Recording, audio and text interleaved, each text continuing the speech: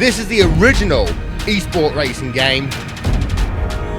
This is iRacing.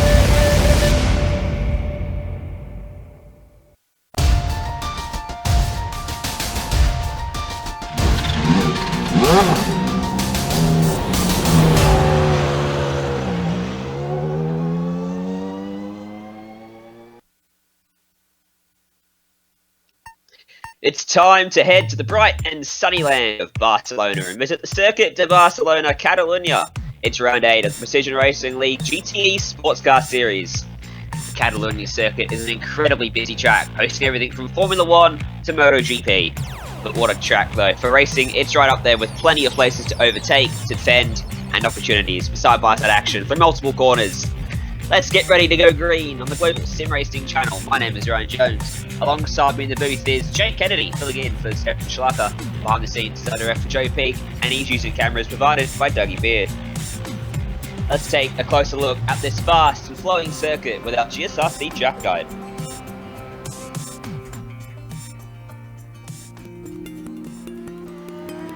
Welcome to Circuit de Barcelona. The home of the Spanish Grand Prix for nearly 30 years, it's easy to forget that this is a relatively recently built track in Europe. It's known for its long, sweeping corners and hosts the highest level of open-wheel and motorcycle racing. Placing an emphasis on a good aerodynamic setup with high downforce cars, it's often overlooked that it offers plenty of overtaking for lower-tier racing as well. In fact, most don't take into account that this adaptable track has 5 different layouts to choose from. These range from the nearly 3-mile-long Grand Prix version to the minuscule 1-mile club circuit. Because of the pit straight being the longest acceleration zone, Elf is the most likely spot for drivers to get a pass done. After that, your next hope might be into Lakaja, which, depending on which layout you use, could be a sharpened set of 2 turns or one long hairpin with an opening radius. In the early 2000s, a chicane was added close to the end of the lap, but the old Europe car corner can still be run. The Spanish fans have some gorgeous views from the many hills dotted along the track. And with the international fame this place has built over time, it's no wonder they're almost always full come race day.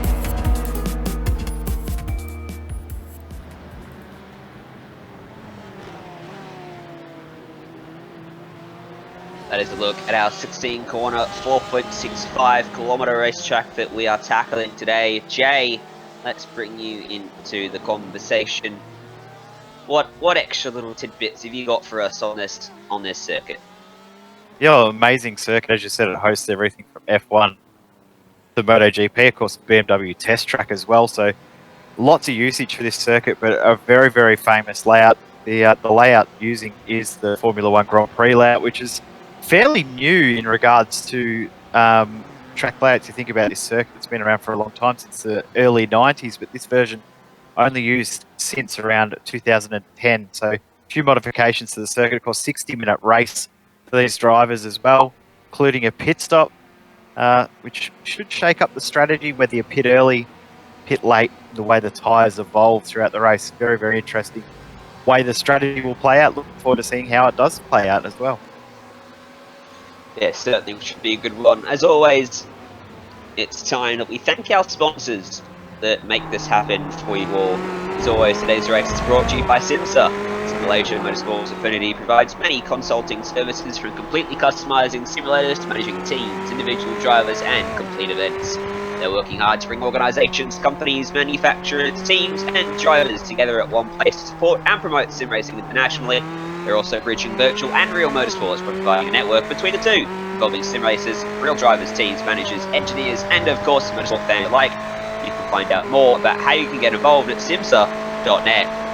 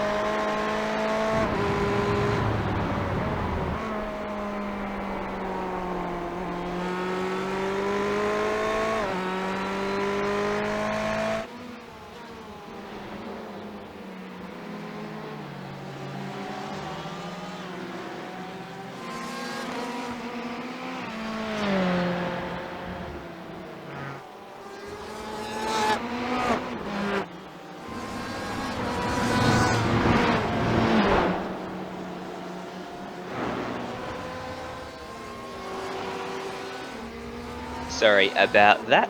Today's broadcast is also proudly sponsored by ButtKicker. ButtKicker products create an incredible immersion and realism to every game. Feel every nuance and truly put yourself in the driver's seat. The winner of Division 1 here in the PRL GTE Sportscar Series will get a ButtKicker Gamer 2 or a simulation kit. Also, both drivers of the winning team in the team's championship will get a free t-shirt. Check them out at thebuttkicker.com. And if we talk about the championship, let's have a look at how the drivers' standings line up. It is a pretty close fight, Jay.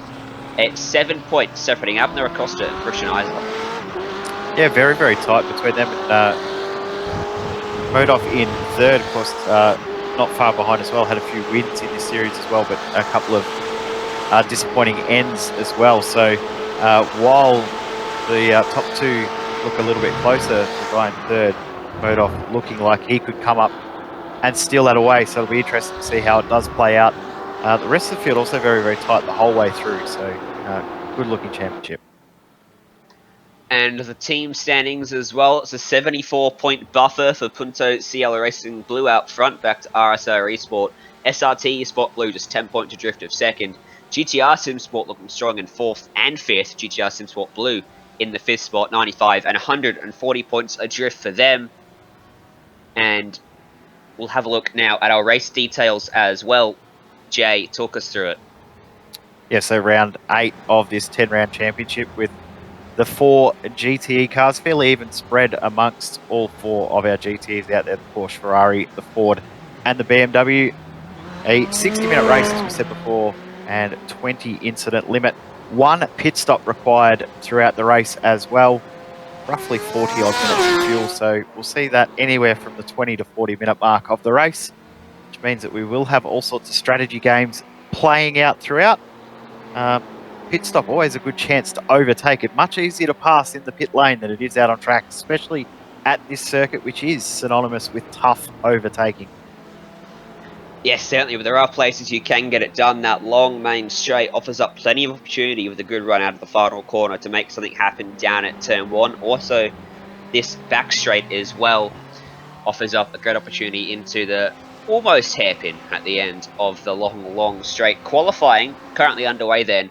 It's currently Abner Acosta out front by half a second to Horatio Calquin there in second. Christian Eisler sitting in third, just a couple hundredths adrift of him. We're watching Horatio Calquin now making his way through the final corners of the circuit, about to head into the chicane. And we'll see whether he can pull off an improvement here. Abner Acosta in front of him as well. Is making his way around the final corner. So Calquin through here. This is a part of the track where it's a little bit different to the rest of the circuit. There's a lot of stop and go with this with the chicanes. but you've got to launch off the final corner here very well. Yeah, and basically you've got to set it up 2 corners before to get that launch onto the front straight. So you don't necessarily want to fight too hard with the driver ahead of you. You want to force the driver ahead of you to defend. You take the normal line, you get the momentum out of the chicane, and then you've got it down the front straight to potentially get a move. So you really have to structure your passes very, very well at this track. If you don't structure the pass well early on and plan your passes 2, 3, 4 corners ahead, you'll find yourself in a lot of trouble. So you're making sure you set those passes up very, very crucial. Second and third, very, very tight on the timing sheets as well. So a few drivers yet to put in lap times, but it is a very, very tight grid at the moment if you take the first place away for Abner Acosta. Certainly, and of course we saw last week the absolute domination from Kyle Modorf, one of the best performances I've seen at Mount Panorama. He's currently sat there in 4th place, and we heard from Acosta after that race saying that he was just trying to hold on in round 7. He knew that it was one of his weaker tracks on the schedule, and that he was feeling more confident about the rest of the season. And so Modorf is going to need to find a little bit more here if he wants to fight back in this championship. So of course we mentioned he's 17 points adrift. Christian Eis is in 2nd between them as well, and Eis is only in 4th now. He's actually propped himself up ahead of Modorf. So for Acosta here, he's right where he needs to be. There's just 2 rounds left after this one. As long as he finishes ahead of these drivers, he's got the championship wrapped up. But if he makes one single mistake, Horatio Kalkin and Kyle Modorf, they're going to be right there to pounce. Yeah, and Acosta's just gone quicker again.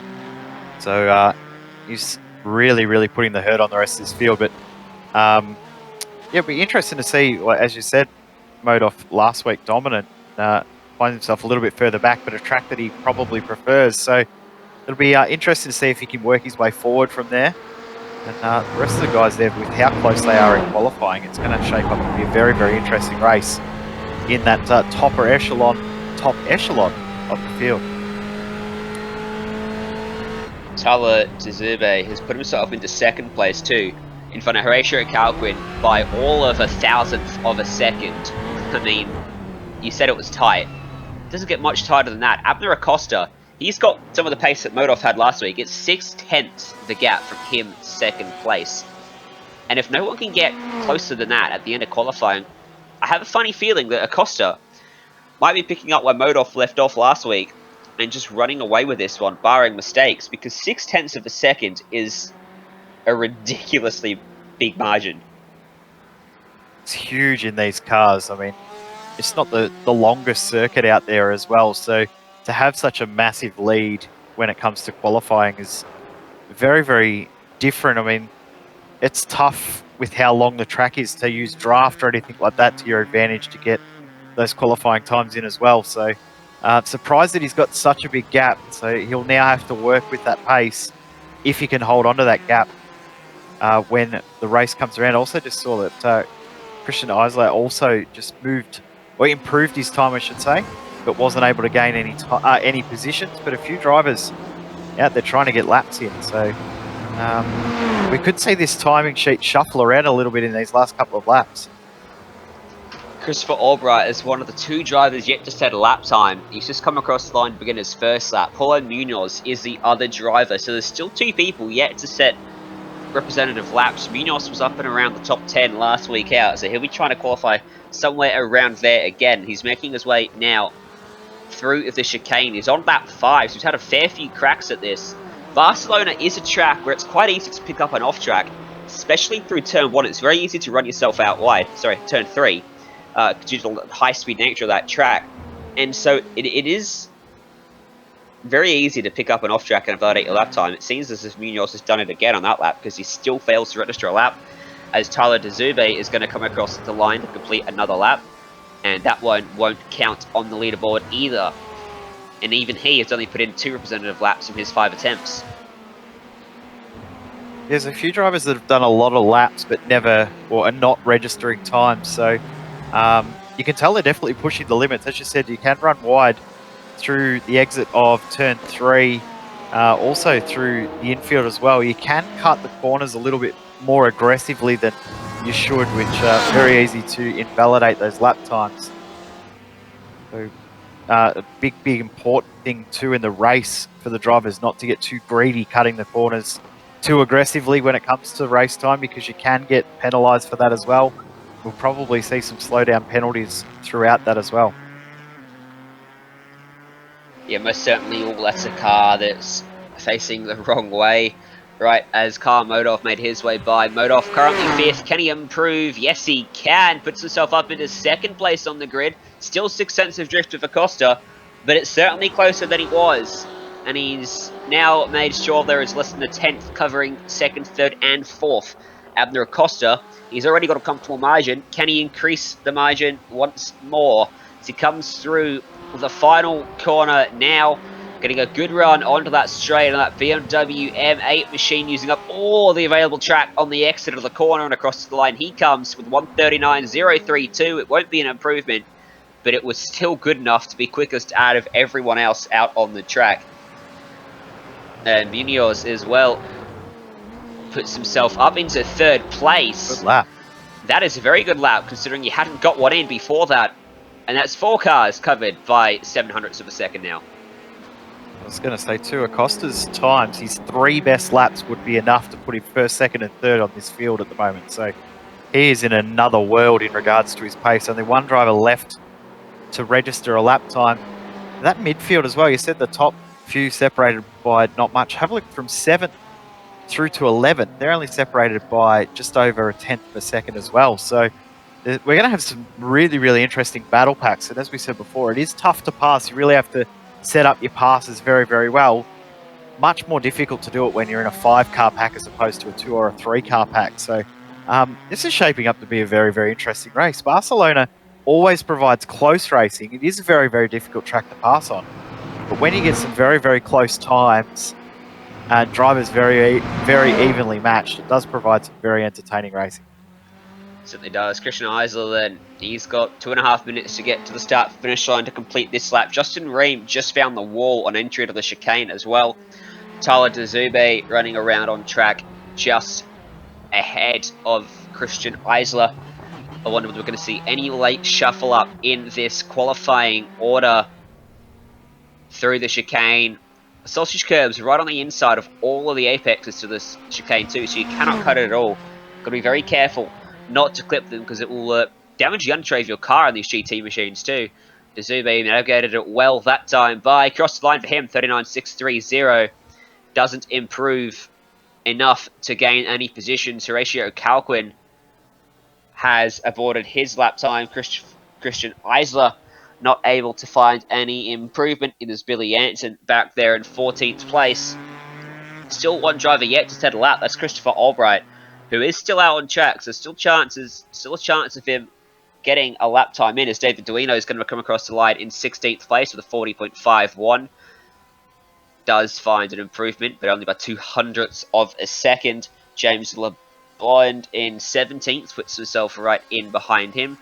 Didn't do a lap time that time, but where's Christopher Albright out on track? See if he can put in. He stopped as well. And that is everyone. So let's go through the starting grid here from the Barcelona circuit. Abner Acosta on pole by 0.6 of a second from Karl Modov. And then the pack condenses from 3rd on back. Paulo Munoz there in 3rd. Hello, Tyler DeZube in 4th. Horatio Calquin starting from 5th, ahead of Christian Eisler alongside him. Row 4 occupied by Justin Ream and Christopher Pfeffer. Top 10 rounded up by Caleb John Lavender and Ken Huber. Row 6 is Jason Ray with Sean Romig in 12th position. Robert Elder and Billy Jansen next on row 7. We've got Tremblay and Danilo on row 8 with LeBlond and Perello on row 9. Espinoza and Rodriguez row number 10. 21st belongs to Ted Lowendick. 22nd, Jay Steffi. Row 12 going to be Donald Olsen and Sean DeHamel. 25th, 26th, Spencer Semkowicz and Chase Mundy. 27th, Gary Schilling. 28th, Christopher Albright. That is your 28 car field here. A 60-minute race ahead of us. They'll need to make a pit stop at some point. The fuel can go about 40 minutes, so 20-minute window for them to pit. 20 minutes after we get the green, and 20 minutes before the checkered flag. And judging by the qualifying times here, Jay, it might not be a close battle for the lead, but for every other spot in this field, it's going to be really, really exciting. Well, the other thing too is, depending on how hard we see the lead group push, they could stick within the draft, which then means that they stay within the realms of a possible move. So while the pace on paper looks like it's a big gap between first and second, the draft will keep everyone else in. So we could see this be a very, very interesting fight. The other thing with draft means that you're using more fuel. If you're the lead car, the car's behind, save fuel, opportunity to overtake through pit stop strategy. So opens up a big window with the difference in pace between everyone out there. Yeah, it certainly does. Well, we're just waiting for the last of the drivers to grid up here then. Under the sun, track temperature a cool 28 degrees. You can see the Fahrenheit hopefully up on your screen in a moment. Going to be plenty of grip out there for these drivers, and not too much wind to contend with either. As you can see there, just northwesterly winds at 5 miles an hour. Changing as we speak. And plenty of grip out there, so tyre wear won't be too bad for these drivers compared to, say, if it was a 90, 100 degree Fahrenheit track. And that might just offer up a little bit more in terms of how hard they can push. Of course, we don't see anyone taking tyres in GT races because they're pretty enduring as it is. Yeah, exactly right. Of course, the pit stop strategy means that you don't really want to take tyres because you take tyres separately to fueling the car. So you don't really want to take tyres in a short sprint style race, an hour race. You don't really want to have to take tyres as well. It will cost you too much time, but how hard you can push is very, very different based on the temperature of the circuit. So we might see guys save their tyres a little bit early on and try and push a bit harder later in the race. It's going to be interesting to see though. Certainly is. As the pace car takes them through the chicane, the field will be put into the hands of Abner Acosta then. As he makes his way around the final corner, Carl Modoff to his outside. Can he play spoiler to the party that Abner Acosta's got lined up for himself today as he jumps on the throttle? We go green from Barcelona, and Modoff immediately jumps into his slipstream. And it's a long, long run down to turn number 1 here as Tyler DeZube slots in behind Paulo Munoz as well. And the top 5 all single file. Justin Ram going to be under pressure as Christopher Pfeffer looks down the inside through turn 1 we go. Can the whole field make it through? Nice and cleanly it seems so. A little bit of contact being made for 6th place as Christian Eisler goes by. Christopher Pfeffer and Caleb John Lavender trying to get involved in this one as well, as he's just watching Justin Ram make that move stick, and he will finally manage to clear Eisler when they make their way through turn number 4. The top 5 just for two car length breakaway here as they battle hard, and Christopher Pfeffer gets down to the inside of Eisler, but can't make that one stick. A little bit of a cheeky move there from Pfeffer as well to get himself clear, but all through safely, which is good to see. Great to see a nice big field of cars 2 through nice and clean. Acosta not able to break away anywhere near as much as everyone may have expected, and the battle for the lead is very, very close. Modoff might be able to get a move done. He's just made a little bit of a mistake though. Yeah, there was a lot of talk in the game too, not just from the commentary box, in sim I should say, with people commenting on how ridiculously fast Acosta was. So we weren't the only ones expecting a big gap to form in this opening lap, but you're right, Modoff is right in the slipstream of Abner Acosta. He just bounced over the curbs there coming out of the chicane, and it's really hurt his momentum onto this main straight. As you can see, Acosta diving his car to the right hand side of the track, then bring it back to the left, trying to snake his way down the main straight, trying to shake some of the draft that Modoff is getting. He will be nowhere near close enough for a move, but certainly the top 4 or 5, all of them play here for the lead of the race. And in fact, most of the field here, single file, Kenny Rodriguez making it too wide up the inside of James LeBlond into turn 1, gets that move done relatively easily for 17th place. And everyone's just settled in here a little bit, Jay, just to make sure they themselves in the right spot. They know turn 1 is the best place to overtake, so this middle part of the track, most of the track, it's all about just keeping yourself close enough to be within that slipstream range. Yeah, exactly right. Just want to get a bit of rhythm too. I mean, very, very easy to make a mistake because we've actually got an accident back in the field. 3 or 4 cars involved in this one. Ooh. That's a peculiar spot, actually, to be in. Yeah, so Christopher Albright was involved in that. Jay Steffi was involved as well. Coming up to turn 4.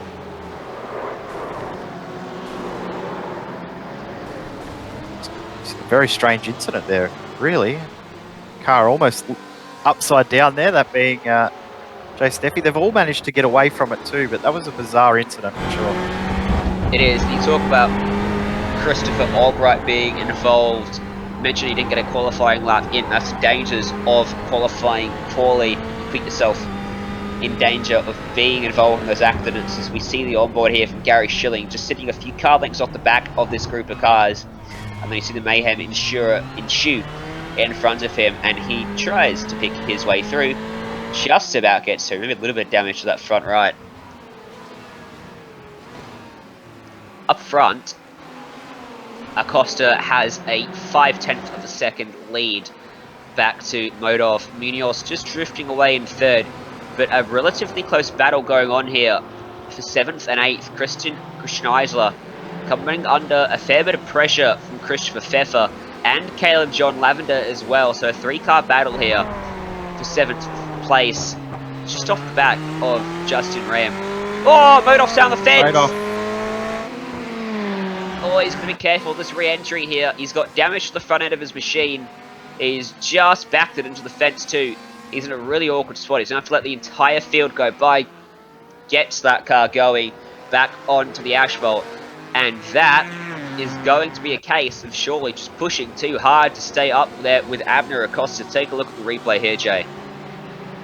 I think this is just a classic self-spin at Barcelona. Also just seen on just the next corner that Caleb John Lavender's gone around as well. So, but yeah, it's very, very easy self-spin to have happen there.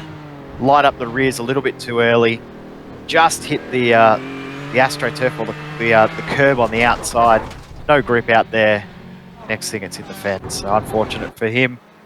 But a few cars starting to find a few issues out there at the moment. As I said, Lavender was around, and also just seeing there was another car around as well. It was Duino that went around as well. So, yeah, a few drivers just struggling out there right now for a bit of grip. And Carl Modov brings his machine down into pit lane. Not surprising, that front end looks a little bit second-hand now after that contact with the fence. Ken Huber under so much pressure. He's been elevated from 10th to 8th. He's got Sean Romig and Jason Ray tucked right up under his rear wing, making the way through turn 3 and into turn 4. Look at that late dive from Sean Romig. Boy, that was lucky. Jason Ray shut that door firmly, and Romig had to really backpedal there to avoid making contact with his right rear. Yeah, very, very close there. Just on your comment about struggling to get temp in the tyres, we talked before the race that the track temp was nice and cool, so we'll see the tyre wear be a little bit better over the long haul of the race, but looks like the drivers are struggling to actually get temperature into the tyres to start with. So you got your pros and cons of having it a bit cooler.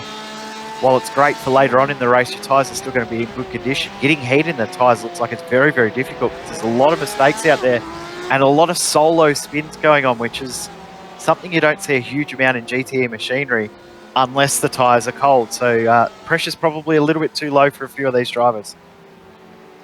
Yeah, it's a bit of a trade-off, isn't it, when you get cool track temp. You certainly find yourself going a bit faster out on track. Tyre temp struggles to get up. You've got an extremely hot track temperature.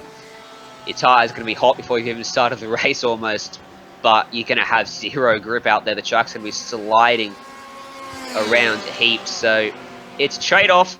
I'll still take a cold track over a hot one any day of the week, but you've got to be careful when you do head out there on colder tyres.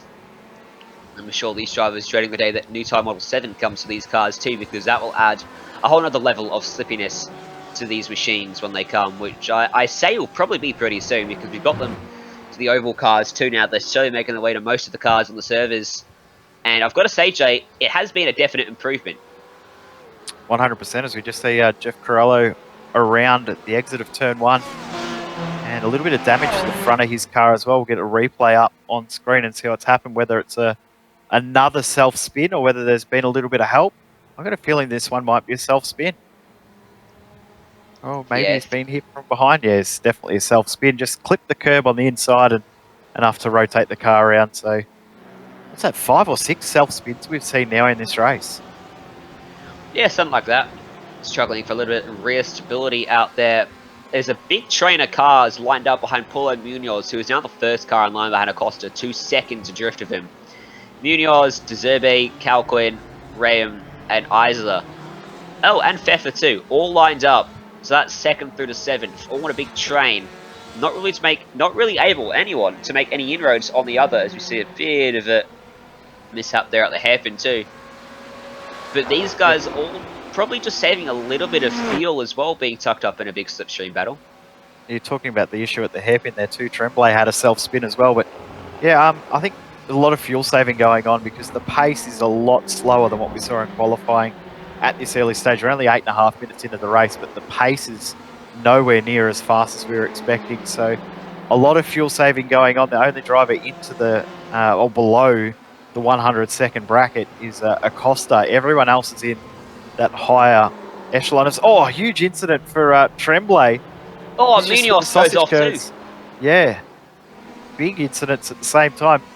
Tremblay actually jumped over the sausage curbs, a sleeping policeman at the inside of turn 1 as Isla through. Yeah, Isla capitalizes on Munoz's mistake there, and now only Pfeffer, the only driver not to get by him after that mistake. He just ran wide on entry to turn number 4, and it cost him dearly. Goes all the way back to what'll be 6th place in this group of cars. Now going to have to attack Christian Isla as he gets a little bit sideways on entry to that corner. Just pinched the rears, which is probably one of the easiest mistakes to do in a GTE machinery. There's no ABS or any of that sort of... Well, there's no ABS, so it's definitely a balancing act between brake pressure and leaving us... Use your words. I know what you're trying to say. But the other thing too with these cars, of course, very, very limited in regards to the downforce. The downforce isn't there like you would expect. So while they got these big rear wings and big front splitters, they don't provide anywhere near as much downforce as you would expect. So getting your brake pressure right, understanding where there's grip out on the circuit is so crucial. But it looks to me from watching at the moment that there's a few guys that haven't quite set their cars up for race trim as opposed to qualifying trim. They set it up for a fast race car, but now that they're 10 minutes into a stint, they're really starting to struggle for grip. So we could see a few tyre adjustments, tyre pressure adjustments come pit stop time to try and get a bit of extra grip, just tweak the tyres, change some settings out there to try and get the cars to go a bit faster, behave a little bit more friendly. But Acosta, how quick is he at the moment? Still flying out in front. The rest of the pack all settled into a rhythm. The driver's not looking as comfortable as you would have expected, but I think in the next 10 minutes, once pit stops start, that'll be when the strategy games come in, the fuel saving ends, and we get into the real battles. Yeah, while we were chatting away, we saw Lowendyke pass Espinosa as well down in the turn 1. Espinosa just tagged those brakes a bit to let him sweep around the outside of turn 2. Turn 1 and 2 is one of those places where late on in the race, someone makes a move for turn 1, you can definitely stay around the outside. Now the inside run for turn 2, and then turn 3 is a sort of ebb and flow corner. You'll find an advantage early on the inside, but the outside is going to come back at the back end of the corner. But at this stage, in just 12 minutes in, there was no reason to hold there for Espinosa, and he's just happy to sit in behind Lowendyke now too. So it's actually one of the closest battles on this track, coincidentally. As you mentioned, everyone is settling into a rhythm. And we'll go to P10, because Jason Ray is... Ooh, they're side by side. Robert Elder down to the inside, takes that spot away, easy as you like. Jason just holding off a little bit on entry to that corner to allow him by. Now Elder is going to have a crack at Sean Romig. He's just a few car lengths in front of him, and he is lapping quicker than Romig too. So that's a battle that's going to close up over the coming laps as well. As you talk about pit stops, Jay, what do you expect to see from the drivers? We're going to see any undercuts. Territorial in this series, there's seen a lot of overcuts happening. No one really wanting to pit early. Yeah, I think if you're sort of stuck in a big battle pack where you're not really moving ahead and nothing's really happening, so maybe the likes of Munoz in that battle pack at the front, they're also very, very static in their gaps. He might be the one that might be able to make a move by pitting early. He's got nothing to lose. There's a big gap behind. He may lose one spot. So, you know, it's a big gain for a potential move. So he might be the one that might do something different. But yeah, for me, I think that the undercut is a lot underutilized in GT series because you get so much good track position, and just driving around by yourself a lot of the time to find a rhythm can be enough to gain you a lot of time. So yeah, I think someone will do it, but I'm not sure who it will. I think someone has to do it to try and break up what's going on in the pack, because if they continue as they are, might find themselves in no man's land with nothing to gain from doing the same as everyone else anyway. The other thing to note was staying out longer as well, as the fuel wears out of the car, and we talk about the tyre life being pretty decent in GT machinery. You generally find yourself going quicker and quicker. Obviously fuel doesn't come free, it weighs an absolute ton, and so you start off with a full tank of fuel. You get around to the end of your stint, you're running on fumes, you're going to be going pretty quickly out there, and you won't be filling the car up very much either, because you'll have less fuel to put in to get to the end. So there's that advantage too. You generally find yourself going quicker if you go with the overcut strategy in GT machinery. In other cars where tyre wear is paramount, that's where we generally see the undercut work, but in these sorts of cars, it's just one of those things where it just doesn't quite work as much. Yeah, it definitely doesn't work as much, but it doesn't mean that it doesn't work ever. That's the big thing. It can work if you position yourself well. If you're a driver that's going really, really quickly in comparison to the driver ahead and you can't get past, that is when you go and do that undercut, because it will work, give you some track position. If Pfeffer can't get past Munoz here because he's closing that gap down, we might see that move happen there, but it's now on for third position. Kalquin's closed up that gap quite quickly in the last lap and a bit. Maybe in second position there too, Jay. Tazube right in front of him. Yeah. And Kalquin quickly becoming the meat in the sandwich as Justin Ream closes on him. He closes on Tazube. This 4-car battle as Christian Eisers there as well. Munoz has lost a bit of pace. He was running in second. We saw the field start to back up to his rear end a little bit, but now he's just fallen off after making that mistake and running off into the gravel. And as you mentioned, coming under a bit of pressure from Christian Pfeffer. So these two just struggling to stay with this battle for second as Justin Rem runs himself a little bit wide through turn 3 there. And Dazube's got to be careful he doesn't make any mistakes here, otherwise Kalquin's going to be close enough to use the slipstream to his effect down the main straight, or even down the back straight too. As we get closer to this pit window, you definitely think about making an undercut strategy. It's just the lap time, so lapping about the same, to be honest. Justin Rem the quickest of the 3 actually. So if you're lapping about the same, you're probably not going to find the improvement that you're looking for with the undercut. But if the gap was, if he was say maybe 2-3 tenths a lap faster, and then when he gets up to his bumper, that's when the lap time is normalised, you would expect to see the undercut come out. But at the moment, he's not close enough to really be held up by him. So got to suggest he doesn't quite have the outright pace over Dazobe. Not at the moment, no. But then again, is he just playing mind games? Is he just happy saving fuel? Does he actually have the pace but isn't showing it at this stage? He's waiting for after the pit stops. There's all sorts of gamesmanship that goes on in these little battles. Interesting, it's gone from a 6-car fight back to a 4-car fight because Munoz and Pfeffer have dropped off the back of this pack now. So we've gone from having a larger group of cars back to a slightly smaller one. Doesn't mean that the pack's any less exciting though, because they're all really playing mind games. You look at how they're driving, I think they are all faster than what their actual pace is showing right now. I think they're just waiting for the other one to blink or the other one to make a mistake. See Jeff Carollo on screen has had an issue. He's missing the front end of his machine. And he is currently back in 24th position. So that car is going to be coming down a pit lane, I dare say. And he joins a list of drivers to run into issues out there on the racetrack. See a replay up on the screen, Jay. Yeah, so just saw the replay just before he lost control through the midfield section. Another self-spin, a little bit surprising to see it now at this point, but yeah, did lose it through the midfield of the circuit, so brings it into the pits. He might be day done because that car is looking very, very second-hand right now.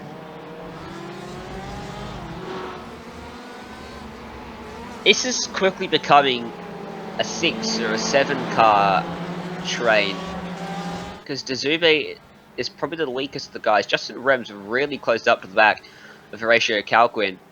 But behind Munoz and Pfeffer now is Gary Schilling. He's closed up onto the back of them as well, so Schilling has got some decent pace out there. Yeah, it definitely does. It's a couple of lap cars in amongst it too. Schilling is 2 laps down, so disregard what I just said.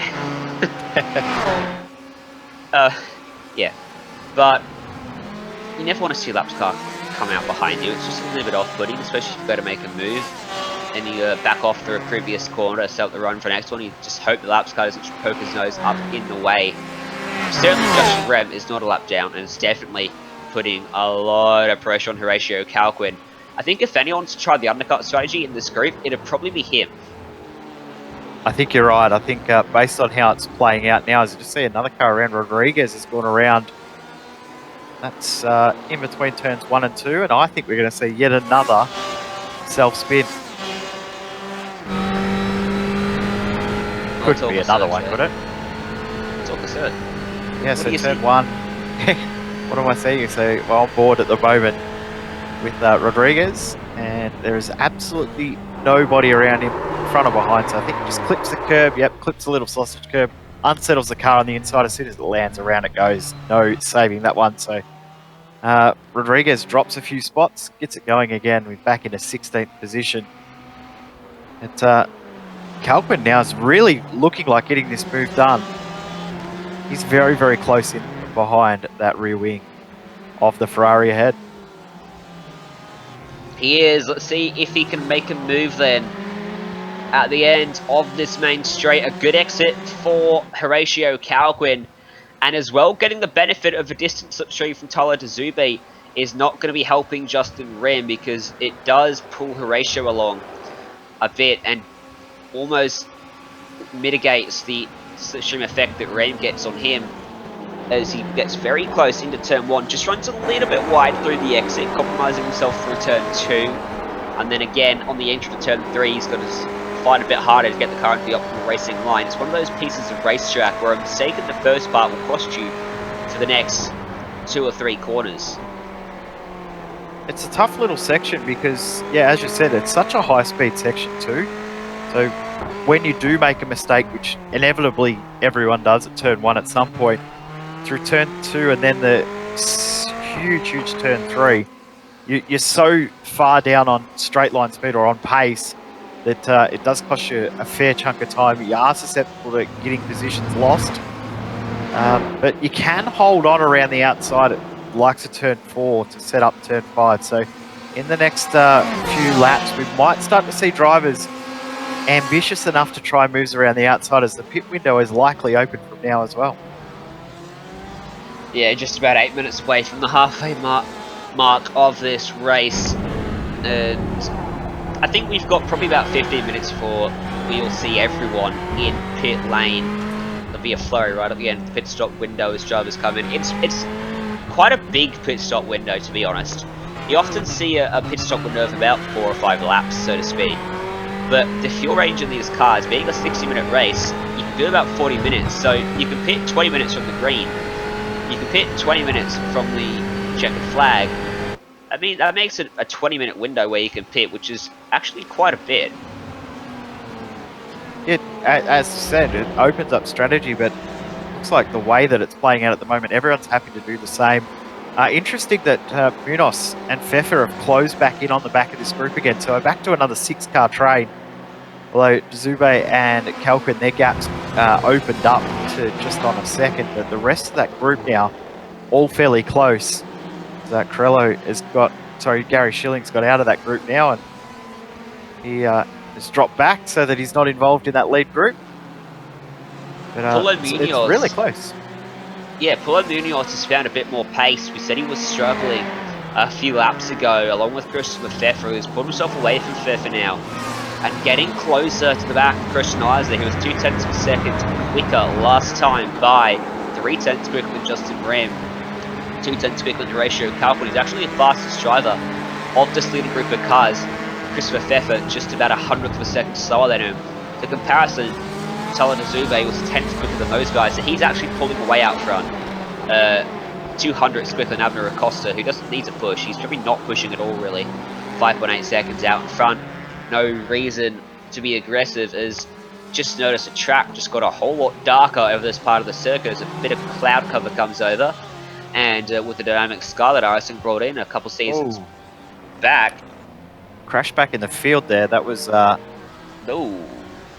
Semkovic, and I believe was that Tremblay, who's come back out on the circuit after his issues earlier on, made secondary contact. So self-spin just coming up here, first part of this incident. Semkovic, again, just losing the rear of the car, and then watch his secondary impact here from Tremblay. Comes around the corner, thinks, oh, well, this car's going to get out of the way. All of a sudden, bang, huge impact and heavy damage. Again to Tremblay's car for the second time in this race.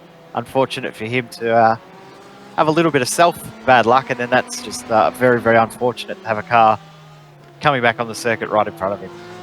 One of those days for Tremblay today. And the finish line point, as I said, the track got a bit dark over the final portion of the circuit.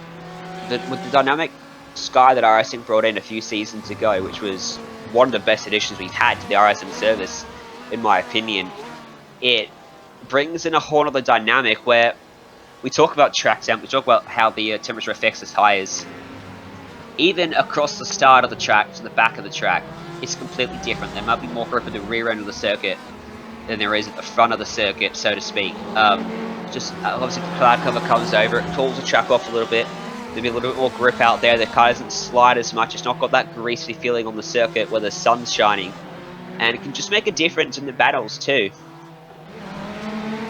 Yeah, it can really change the way you try and set up moves as well, because if you know that there's a section of circuit that's got a little bit more cloud cover, a little bit different in regards to grip, it can change how you approach or set up a move or a potential move. Whether you even go for the move is then dependent on what the weather conditions are out there. So I think we're probably going to start to see drivers look to set up these moves a little bit more as we approach the halfway point. Kalkin has gone from the attacker to the defender now. He looks in a lot of trouble. His pace has dropped off, and Munoz, as we said before, his pace was not looking great. He was dropping off the back of his field. He has closed up so quickly and now looks the most likely to gain moves, or gain positions, I should say. He does indeed. Just going to have a look here. Yeah, so he's 0.3 of a second quicker than Isaac last time by 10th quicker than everyone else. Quickest driver of this group. Could be down to just the way his tyres are cycling. When he got off into that gravel, we've talked about a little bit before of how different the grass and gravel seems to feel this season. There's a few explanations being thrown around as to the reason why. We'll leave those alone for now. But they're, well, to be blunt, they're very slippery. A lot more than they were in previous seasons. Don't know why, but they do just have a massive effect, and they do seem to really affect the tyres immediately afterwards as well. That could be why Munoz was dropping off. The other thing too to note is that Munoz and Rem both looking quick teammates. Isler and Kalkin both looking a little bit slower at this phase of the race. Teammates. Is there something in the way that the drivers set up their cars, because they no doubt would be running very similar or identical setups? That could be why we're seeing the two cars at the back of these two little groups now a little bit quicker, a little bit more likely to get moves done, and the two ahead defending is maybe the way that they've got setups. That is a very decent point to make as well, because it is an open setup series that can have about as big of effect as the driver behind the wheel can. And each driver has his own setup that he'll prefer as well, because for one driver, say I might like a setup that's nice and loose to drive. You might like a setup that's does the driving for you, so to speak. But I have a point I was going to make. I've lost my train of thought. Help me out, Jay. Each driver prefers a different setup. I'll take it in a different direction. Albright, you can see on screen, he's actually had a big self-spin, clipped the sausage curve coming out of turn 7 and nearly rotated the car sideways and forward, flipping the car. So he's had a big moment back in the field. So he's out of the race now. But yeah, you're right. Some people have certain little tweaks in regards to how they have the cars set up that suit their driving style more than the others. So, for example, when I used to race, I used to have a lot more oversteer in the car as opposed to, understeer in the car as opposed to oversteer. Teammates would have slightly different ways that they'd set the car up. The core of the car is set up the same. Just you have those slight little tweaks where you set the car up slightly personal for how you like your oversteer, understeer, or maybe you have one tyre a little bit different in regards to tyre pressure based on how much turn you have in the car, which will then heat up the tyres slightly differently as well.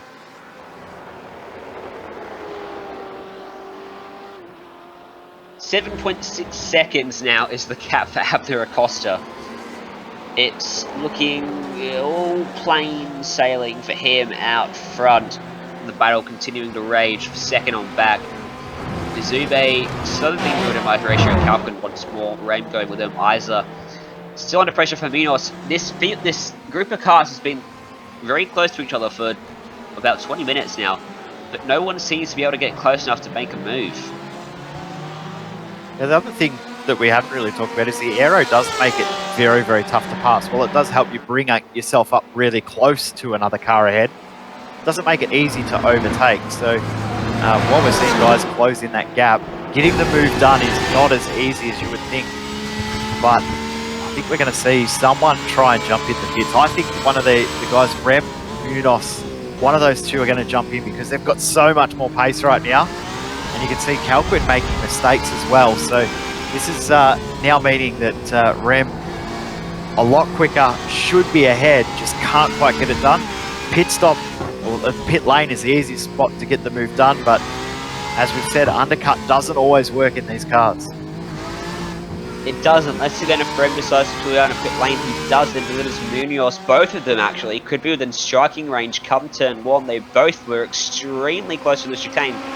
The gap to the preceding car for both of them is about the same, coincidentally. As we watch Justin Ram in the slipstream of Horatio Calquin, not going to get close enough in the background, neither is Paulo Munoz.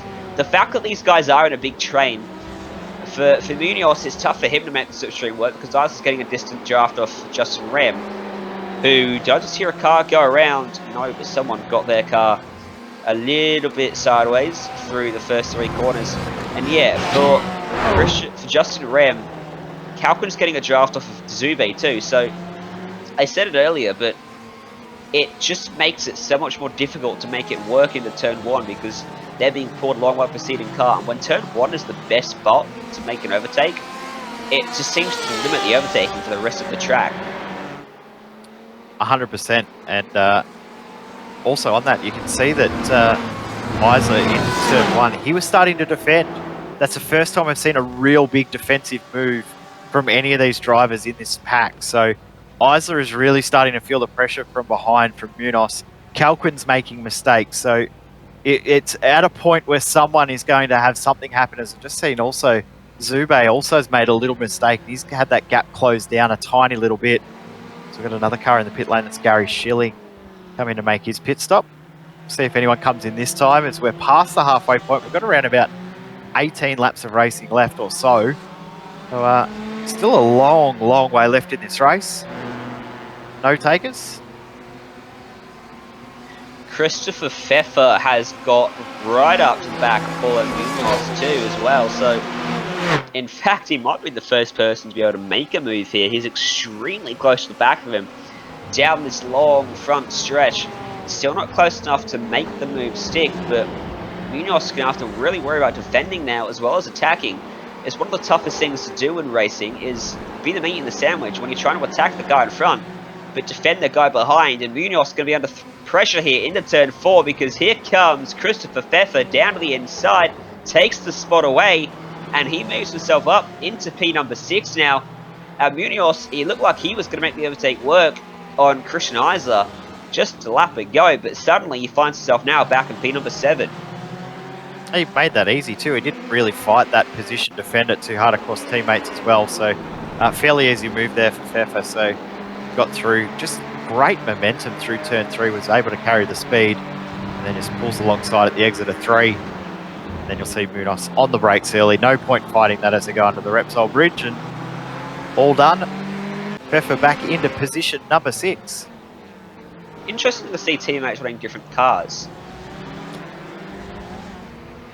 Yeah, personal preference thing again. We've seen it in a lot of different GT series where teammates run different cars. I mean, we saw it at the Bathurst 12-hour event on the weekend. We saw teammates running different cars. So you see it a lot more than you would expect in this, considering there's so much difference in regards to setup that some drivers just cannot drive the different sorts. We see it a lot in GT3 racing as well, where, for example, someone will only be able to drive the Ferrari and someone else will only be able to drive the Mercedes. So it makes it a little bit more difficult, a lot more work for the teammates to work on setup, but I'm sure there's reasoning behind it, as we've got another car around in the background. I'm going to take a wild guess that it was a self-spin.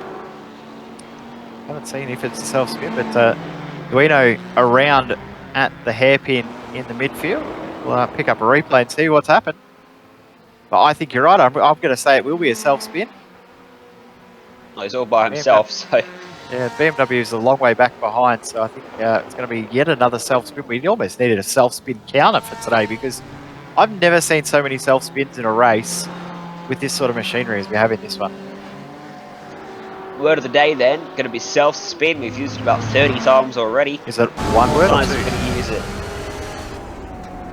Oh. Don't do that to me, Jay. But our first pit stop. Hey, first pit stop then. Who was it actually? I didn't quite catch that. Lavender in the pits. Lavender has been having a very quiet race, hasn't he? Pitted from... Of course, he was involved in that incident earlier on where he lost a whole heap of position, exactly. so he's well and truly out of sync with where he should be. He's rejoined back in 21st, almost gone a lap down, but those guys ahead will probably come in now. Here we go, first pitter, Munoz in. He just lost out to Christopher Pfeffer. Now he brings his machine down into pit road, trying to find a spark to get some oil juicing running through that machine once more to find some extra time, because he's been going in phases, it seems, between finding pace, losing pace, finding it again, losing it again. He doesn't seem to be consistent over a big stint here, which is just hurting him a bit. It will definitely hurt him in a race where he needs to get the best result he can, with Abner Acosta looking like he's surely going to open up the championship lead once more. Already picked up the bonus point for pole position. Wouldn't surprise me if he picked up the bonus point for fastest lap as well. So this is big, and it's big for Christian Isler as well. He's back in 5th place. He can't afford to drop spots here. If you get into the final round within a mathematical chance, you never know what can happen. We've seen crazy finishes to championships in sim racing and in the real world. You never know what can happen. You need to give yourself the best shot possible, even if it looks unlikely. Yeah, 100%. You need to make sure you're there. If you've got yourself an opportunity to just see Calquin defensive into the hairpin, Justin Rem, horrible night for Modoff as well. So this is a big championship changing round, isn't it? With all of the contenders all having really different experiences at this track. But Justin Rem, I'm thinking he's going to come into the pits this time. Maybe only 2 more laps before the pit window closes. So everyone will be likely in the next couple. Will we see Rem in? No, he stays out. Calquin comes in, and also Pfeffer in as well. Cut the chicane, cut the final corner to try and get to the lane. Almost hit the tyre bundle.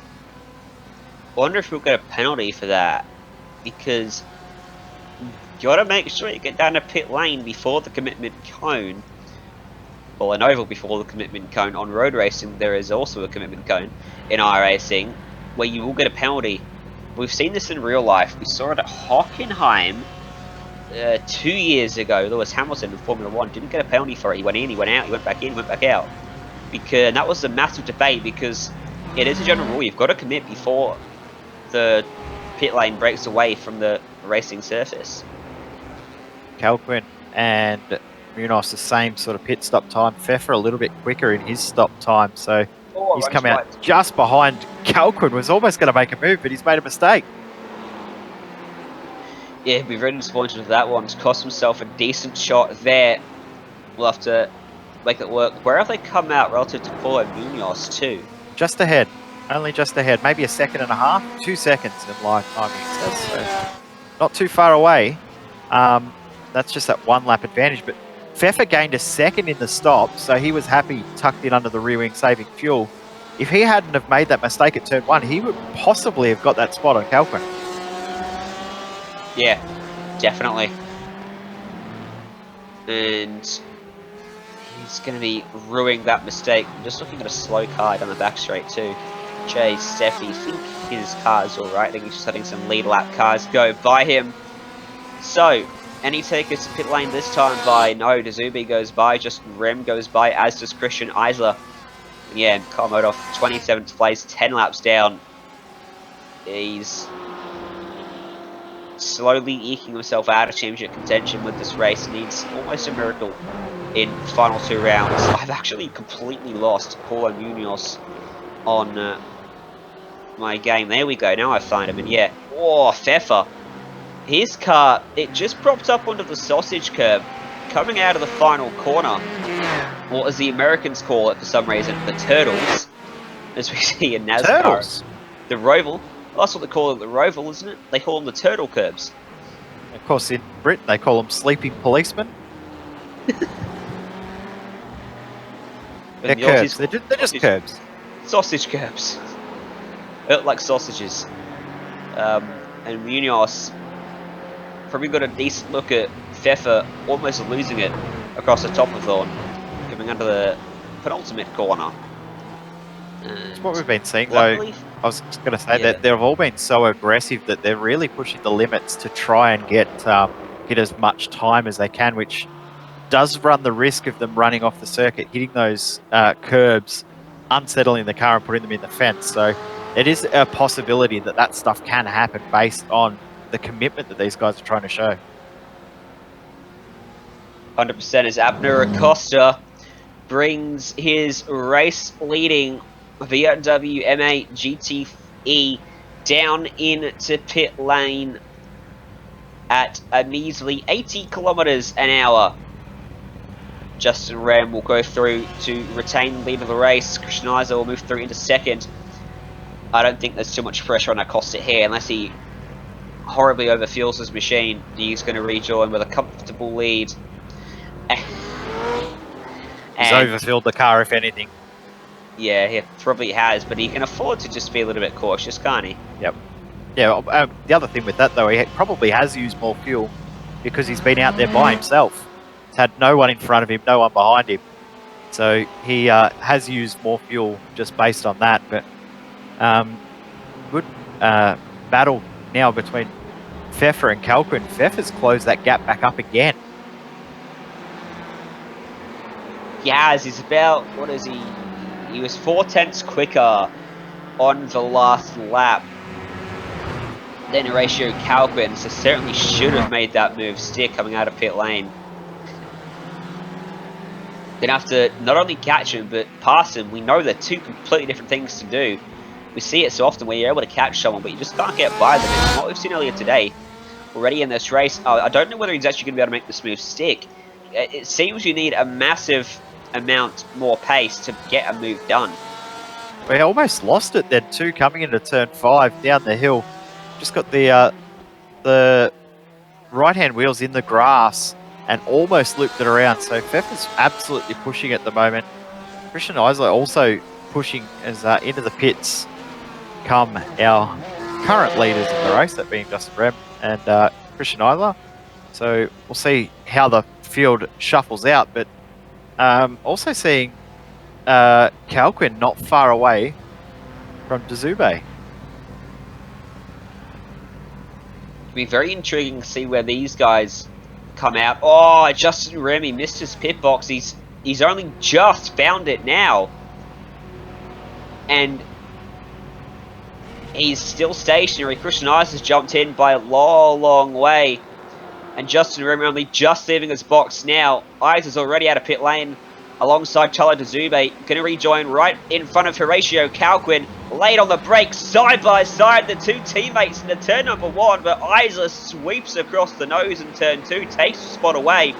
And Christopher Pfeffer now is going to be all over the rear bumper of Horatio Calquin into turn 3, into turn 4. Does he think about a move? He shows the nose, fills the mirrors, can't get close enough. Two teammates there almost tripping over each other on the exit of pit lane. Crazy rejoin there for Christian Eisler, but did a great job defending that position. Now, here comes that Ford of Christopher Pfeffer. Will he be able to get the move done? It's a little bit of a role reversal now with who's defending and who's attacking in this little pack now, and who they've got to defend from. Justin Rem now a long way back. He's behind Munoz, but Pfeffer, he looks very strong in that Ford. He does. Oh, that's a mistake, and that's Pfeffer to the inside. But a little bit of a slide coming out of the corner. Manages to keep the overlap. Trying to go the long way around of Horatio Calquin to the wrong side of the track to the chicane as well. Calquin defend, he will. Goes into the chicane, they make contact. And somehow they come out of it, all pointed the right way. Door-to-door contact through the first part of the chicane there. And Calquin will lose that spot to Pfeffer, but can he get it back onto turn 1? Pfeffer immediately to the inside of the racetrack, trying to get rid of that slipstream effect that he's got. Paulo Munoz too is catching these guys rapidly as a result of their tussles. It was 2 seconds quicker than Calquin last time by. So they've really got to sort themselves out really soon. And I think now that Pfeffer might be out of the danger zone here. But a bit too late for Calquin because Munoz is now in his danger zone. Yeah, Munoz, how quickly did he close in? Last time I looked, he was almost 2 seconds back. So he's done a great job closing that in. And Calquin, as you said, will be disappointed that Munoz is there because he was going to try and hunt down Christopher Pfeffer, but now will have to defend.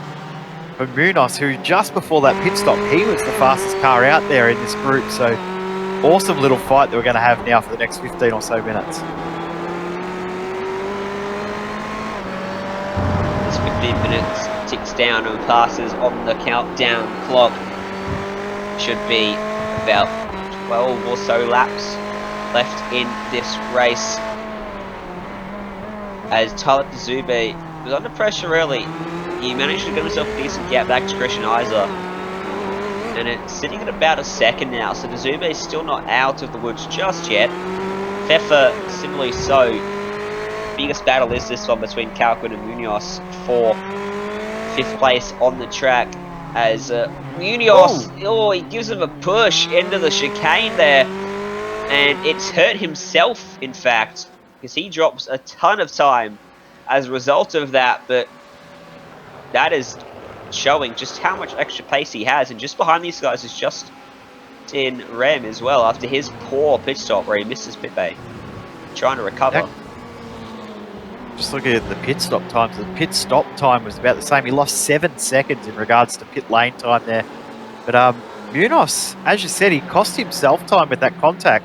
What he's done, he's sort of checked himself up to make sure that he didn't spin Calquin. And it's cost him huge chunks of time. He's going to have to work through and try and find a position to, or try and find a spot to get this time back. Now lost around about 7/10 of a second from that little incident there. And will there be enough time for him to close it back? We know he's got pace, but that was such an opportunity for him to get that move done.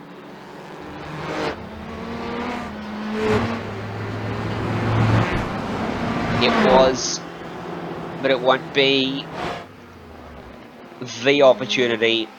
I think he's going to get another one because Even after all that lost time, he's closed his way back up now to about 3 car lengths drift. He's making their way out of the back straight and into this tight and twisty final sector of the racetrack. The thing is, fight going on here too, right? Between the 9th and 10th too, between Elder and Roaming. These guys are getting very, very close at the moment. Indeed, Roaming on the attack here, and I can make this point for these guys as well. When you're behind someone, you've got to be sure that the move's going to work. If you just start lunging at them needlessly, you're going to ruin opportunities at better corners later on by basically increasing the gap, because if you lunge on the entry, you're going to lose out massively on the exit for really no gain at all. Romig has done it perfectly through the chicane.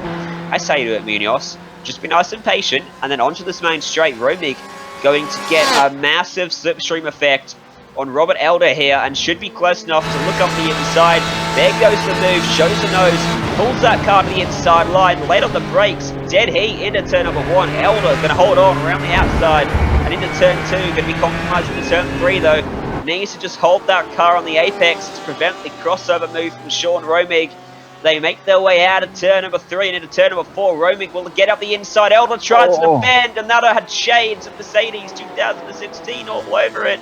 Luckily, they managed to escape, as now Romig so much extra pace that he's not able to find a way by. This is fantastic defense from Robert Elder. A little bit sketchy into turn number 4. They just about escaped. Some great heads-up driving from Romig too, not to force that issue there too, because that could have so easily been a crash. Some really, really good defensive driving there, considering how aggressive he hit the curb, did Robert Elder through that final chicane. Unsettled the car so much, he lost so much momentum, but somehow held on. But he's got to be careful, because now he knows that Roaming is really, really strong. He knows where Roaming's strong. Roaming knows where Elder is weak. This is going to be an interesting fight. I can see them going side by side again at the end of turn 1. As long as Romig gets through this last section nice and smoothly. To the right, to the left, get it back to the right. You can't cut this corner because of the sausage curve. You can't run wide because of another sausage curve. It's actually an extremely tough corner when you take into account the fact that it proceeds under such a long straight and the exit is so crucial. It's incredibly tough to get your line right lap after lap through there. Sean Romig just a little bit too far back this time by. Elder's just got to make sure he doesn't run wide through turns 1, 2, or 3 and offer opportunity at turn 4. But as I say that, he's run wide at turn 1, so Romig will probably try to set himself up for the good exit here. Elder doing a good job. This is textbook defensive driving, not defending unless he absolutely needs to, just hitting his marks, hitting his lines, and letting Romig find his way by him, which he's not been able to do as he runs wide again. He looks like he is struggling out though, does Elder. And it's just about Romig almost getting into the back of them. And it's just about last-ditch stuff for Elder here, because we get down to the final few laps, under 10 minutes left on the clock. He can afford to be aggressive in his defense, but he's just got to be careful. Elder just needs to maintain his normal line. I don't think he needs to defend this spot too hard, because he's still got decent pace on the corner exit.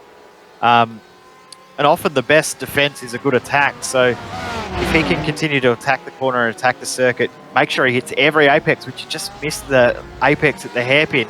If he makes every apex, he holds on to the position, but a mistake, another mistake there for Elder. This is opening the door right up for Sean Romig right now. I don't know where he's going to be able to get the move done, because Elder's just got enough pace. Another mistake. This is an incredible little fight here. And the mistakes are just coming at all the wrong spots, and Romig's just hit the curb at the chicane. Momentum done. He's going to have to try all over again. That's a lap that he's wasted just based on that one mistake at the chicane, at the final chicane there. Yeah, and Elder's either just not comfortable with this machine anymore, or maybe he hasn't been for the whole race. I haven't seen too much of him actually, or he's just succumbing to the pressure of having Romig all over him and just a paper's width between them through turn number 2. And he's almost pushing him around the first sector of this racetrack. This is where his best opportunity is this first sector, turns 1, 2, 3, and 4. But the rest of the track, Elder's got just enough in the bag, as even though he continues to run wide in almost every corner now. Here we go, turn 5, this might be the spot. Elder has to defend. Romig forced to go the long way. What about the crossover move? Get the late apex and the run down. into turn number 6. He's got a decent run. I don't know if he's close enough. Is he going to think about the late lunge? He thought about it, didn't do it. Elder runs wide though, pressure, and almost rejoined him to the side of Romig, but Romig sweeps through, takes that spot away. And in the end, it will be a mistake from Elder that cost him that spot. Yeah, just forced the mistake too, didn't he? He didn't try and make a move, just almost faked Elder into the mistake, making it look like he was going to have a late lunge. And then a very, very smart move into turn 6. Just behind too, there's another little battle starting to open up. Those front guys that we saw battling at the start, they've ended their fights. Everyone else is now starting to battle, but that was a great move in the end there for Sean Romig. Seeing on replay, what's that, 26 million self-spins now. Kenny Rodriguez around in the middle of the circuit. So he's rejoined now back in 18th position. Elder's not giving up this fight now. He's actually closing that gap back in again. Slipstream is a wonderful thing. It really keeps you in play if you're only a little bit off the pace. Not massively, just give you the edge. And when you're chasing someone too, you do find a little bit of time in yourself. You can use them as a bit of a reference, but I don't think Elder's got enough in this car left. That Porsche is definitely struggling a little bit now. And I think Romig from here is probably comfortable enough to take this one through to the finish. And just having a look, top in front of them, there's no real battles happening in front. Everyone's just about sorted themselves out and just trying to make it home to the end now. Costa's still the fastest car out on track, pretty much consistently doing the mid to high 140 bracket. Some drivers are slowly, are getting a little bit quicker than him in regards to one lap pace, but all of a sudden they drop the pace back off again. But so consistent in this race has been Costa. Again, I think that's his slowest actual race lap. He's just done there, a 1 minute 41. 1 minute 41.0 though, so still a very, very good lap time. Only one other driver below the 1 minute 40 bracket, and that was Dazube, but he's just ruined that because he's back in the 141s as well. So everyone else is still slower than Acosta, who's absolutely flying out there at the moment and just continuing to build that lead out. He's done a fantastic job this race. You know that you've had a good one when you're just so far out in front, you've done nothing but just lap. And yet we still can't say it's in the bag because the commentator's curse is real and it has struck so many times. So we'll keep our mouths shut on the likelihood of that one coming home in a victory. Justin Rems closed up on that last lap. Sorry to cut you off. The last lap by was a second quicker than Munoz and Calquin ahead. I'm used to you cutting me off, Jay. You don't commentate enough. You don't wait enough for the caps. Jay is too used to directing. Is this the first time you've actually commentated a race without directing it, Jay? Oh, thank you. Without the first time in 5 years that I've commentated a race without being a producer at the same time. So, has been a little while. Almost forget what to do. Jay's just sat there between talking, just twiddling his thumbs. What do I do now? Help! But yeah, this battle for P5 is definitely heating up right at the end here. Horatio Calpin under pressure from Pfeffer. Oh, sorry, not Pfeffer, Munoz and Rem. Definitely a high chance of a move being made late on here as they make their way through the chicane. Calquin taking a very good line that gives him a very good exit, in fact.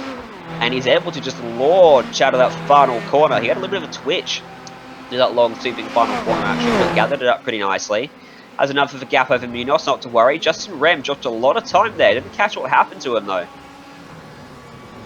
Yeah, I think he just bounced it off the curb a little bit through the final chicane and just had to regather the car. Cost him a little bit of time, but he has pace, so he'll close that gap back in. Probably 3 laps to go, so not long left in this race at all. But also wondering whether Calquin may have used his tyres up a little bit too aggressively and now starting to struggle a bit with grip. The front of the car looks like it's not quite as grippy as he would like. He's struggling to turn it in. Also just noticed too, there's a little bit of front end damage, another lock up there too. So a bit of front end damage over that front left-hand wheel could be costing him that tiny little bit of time, tiny little bit of grip that he would prefer to have into the closing stages of this race.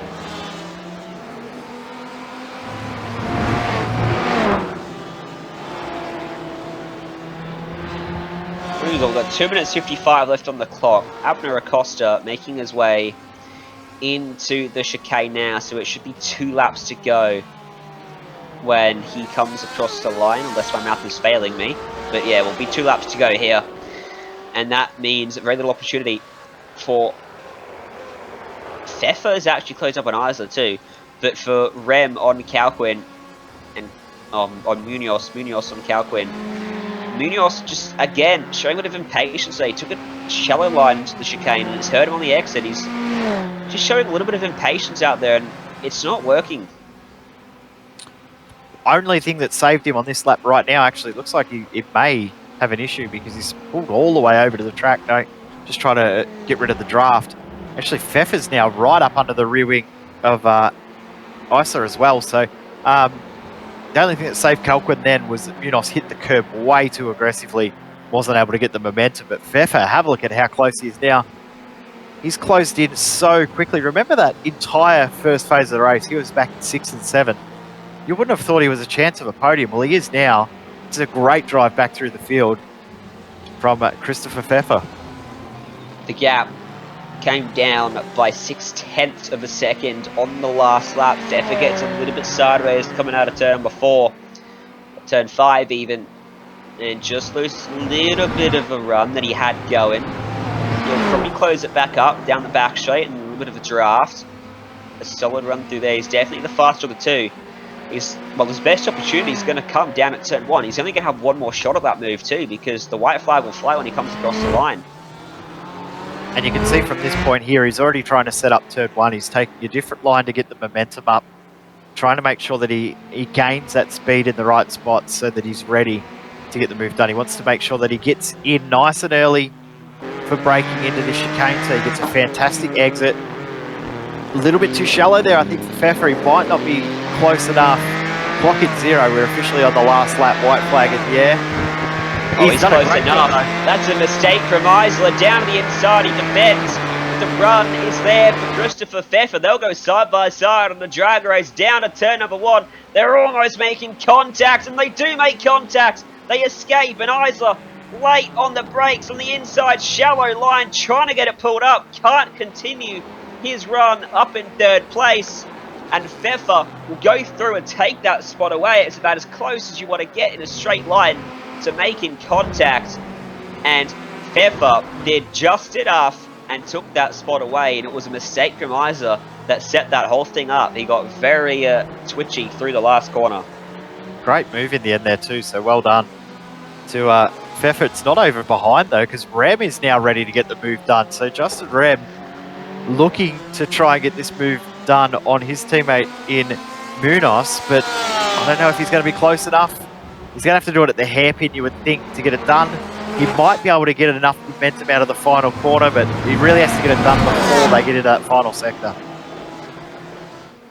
A little bit wide through there onto the back straight, allows Munoz a slight bit of breathing room as he tries to attack on Horatio Calquin as well, but we should probably go to the front for Abner Acosta. 17 seconds out in front. He's going to come through the final chicane. And Abner Acosta, it's about as easy as it gets for him. He wins here at Barcelona, commanding fashion. It's a 10-second margin as he comes across the start-finish line. Dzube will come home second behind him. Isla third. Pfeffer will come home. Oh yeah, sorry, Pfeffer home in 4th. Isla in...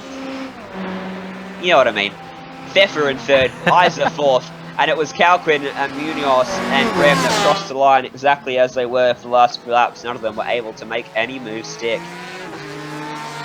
Still a battle on Lavender trying to get his way back through the field. Remember, he had so many issues early on.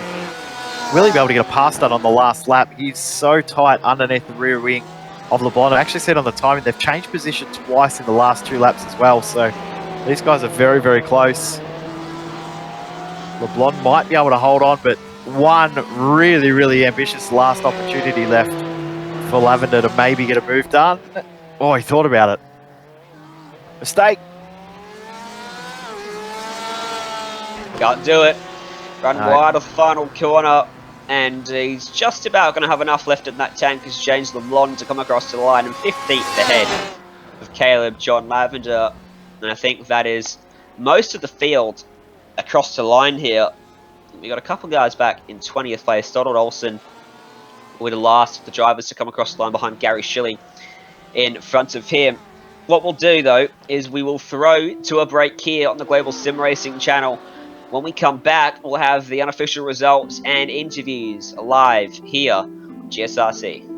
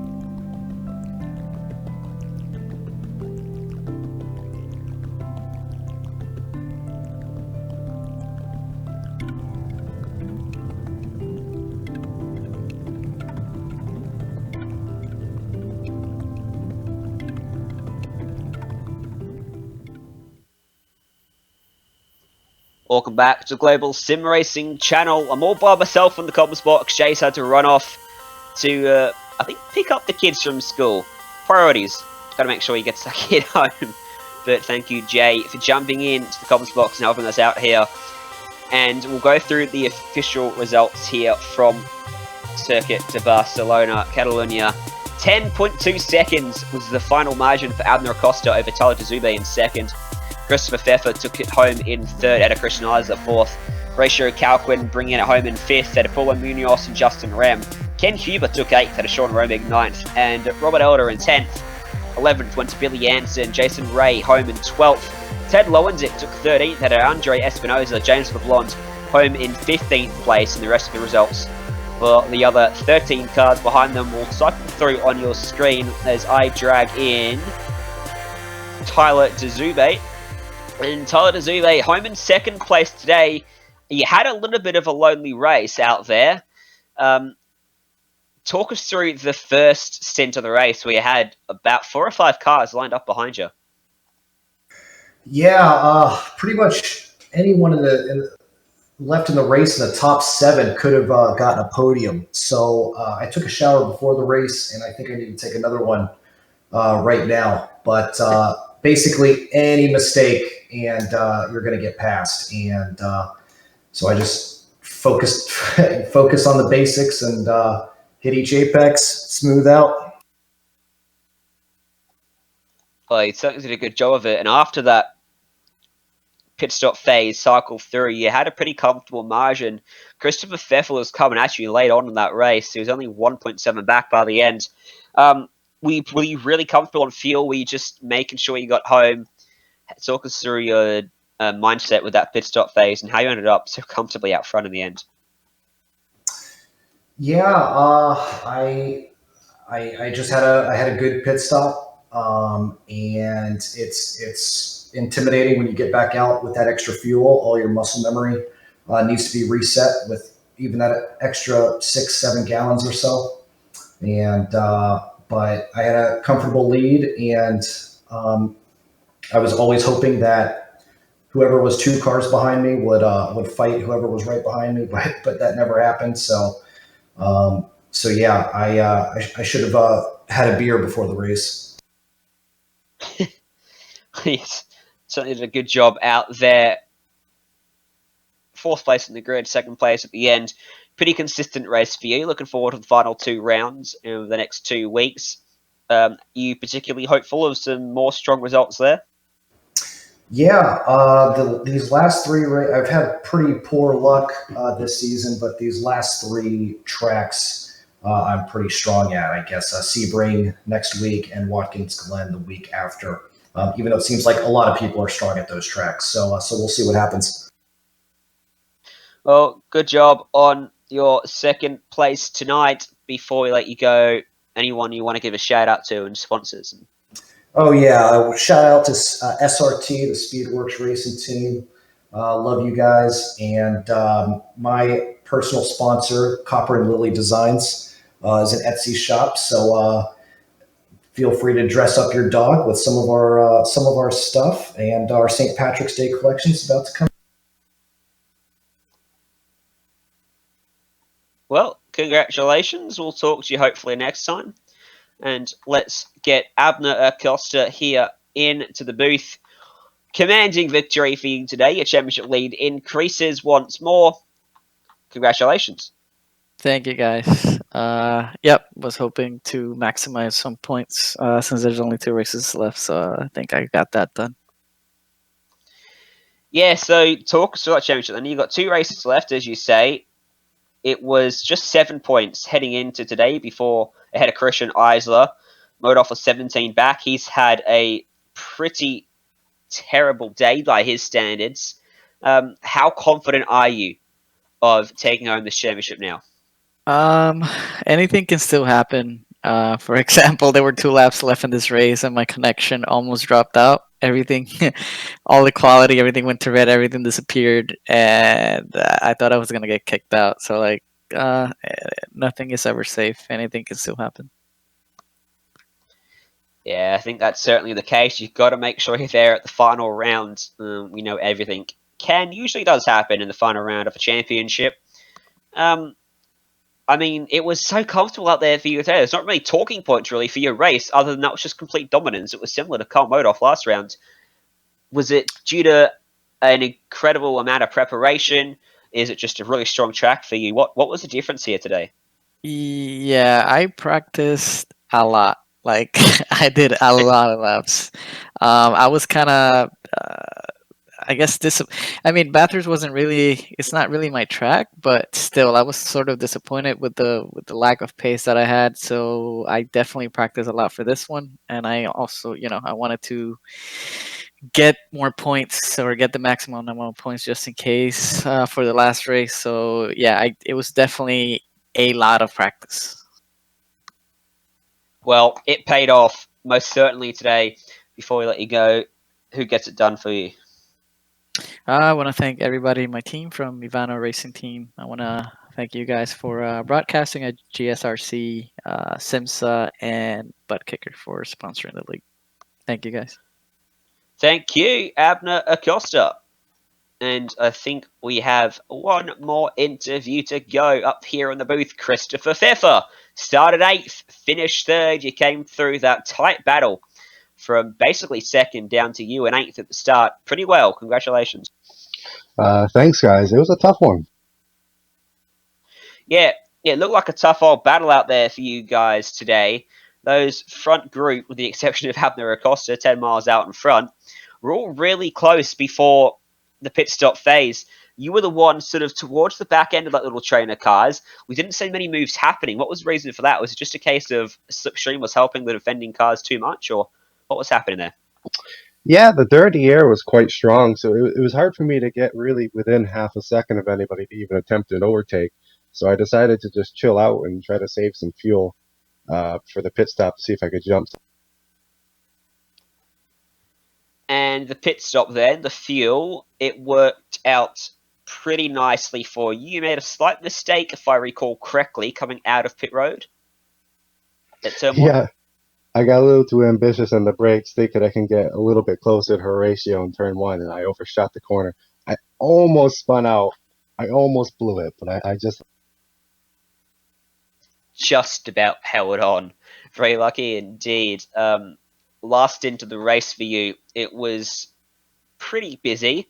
Managed to get yourself by Horatio and by Isa as well. How easy were those moves for you? Certainly seemed easier than the first stint. Yeah, they were both struggling with their tires, especially off the corners. So I was the one on her ratio was fairly easy. We had some slight contact, but it was still a pretty easy overtake. And the one on Eisler, I didn't know if I was going to get him in time, but he made a little mistake out of the final corner, and then I just had a big run on him going down the front straight. And that one was pretty easy as well. 2 rounds left to go on the championship. What are your hopes in terms of your personal achievement for the championship finish, and how confident are you that you're going to get it done? I don't really have any championship hopes this season. It's not been a great season for me, but just some good, maybe 2 more podiums would be nice. All right. Well, look forward to seeing if you can pull that off even. Before I let you go, who are the sponsors you'd like to thank and the people you'd like to give a shout out to? I got to thank the sponsors, man. You know, G Performance, Russell SimRacing, Formula Hypersoft, the ButtKicker, Abruzzi Simware, you guys for the awesome broadcast you do, and RSR Esports for taking me on. I just joined the team a little over a week ago. Those guys are awesome. So thanks to them. Thank you for joining us up here in the booth. Hopefully we get to talk to you next week as well. And I think that will just about do us here for round 8 of the PRL GTE Sportscar series from Circuit Barcelona-Catalunya. Been a pleasure calling this one. Let's thank our sponsors once more, SimMSA and ButtKicker, and our organizer, Precision Racing League, for helping to make this all happen. And as well, thank you to the companies that provide the software and the hardware for our broadcasts, which are listed here on your screen. Additional thanks as well go to Gina Londe, who provides the software. Nope, she doesn't. Who provides the wonderful music you see on the screen for how to get hold of for more of her great work. Thanks to the team with me up here in the production booth today, Joe behind the scenes and Jane Kennedy alongside me. Thanks for jumping in to fill in for Stefan Schlacker. If you'd like to find out more about GSRC, including any upcoming races, you can find it at globalsimracingchannel.com, or you can check it out at our social media on Twitter at GSRC Channel, Facebook at Global Sim Racing Channel, and Instagram at GSRC_Graham. And if you'd like to support the channel, go check out our merchandise store at gsrc.storenvy.com. That link is in the description below. Don't forget as well to give us a big like on the stream and hit that big subscribe button as well if you want to miss not a moment more on the Global Sim Racing Channel. Next race for this series, Watkins Glen Boot. That is another track that should offer up some brilliant racing. Other races also listed on screen for other series, so check those out, mark them down on your calendar. But from all of us here in the booth, thanks for joining us, and until next time, race clean, race hard. We'll see you next time on the track.